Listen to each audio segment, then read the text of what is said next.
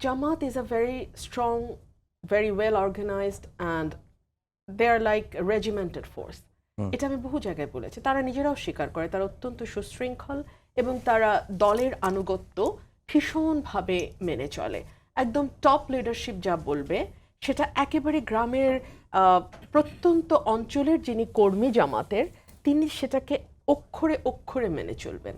সুতরাং যেই আহ্বান জামাতের সর্বোচ্চ তরফ থেকে অভ্যুত্থানের পর এসছে যে আমরা আওয়ামী লীগকে ক্ষমা করে দিলাম, সেটা তো গত 1 বছর ধরে তাদের নেতাকর্মীরা সেই আহ্বানে সাড়া দিয়ে তাদের কাজকর্ম চালিয়ে গেছেন।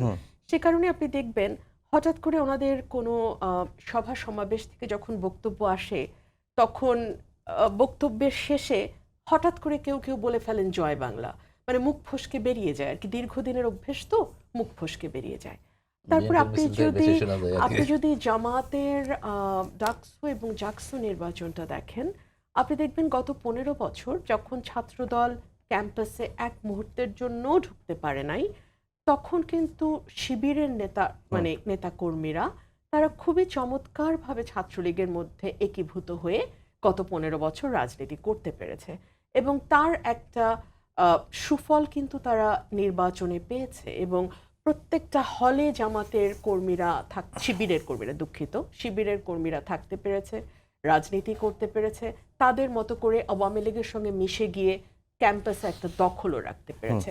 সো তাদের এই বিজয়ের পেছনে অনেকগুলো কারণ যখন আমরা পুঙ্খানুপুঙ্খ বিশ্লেষণ করি তখন আওয়ামী লীগের ভোট জামাতের শিবিরে গেছে এটাও আমরা উড়িয়ে দিতে পারি না।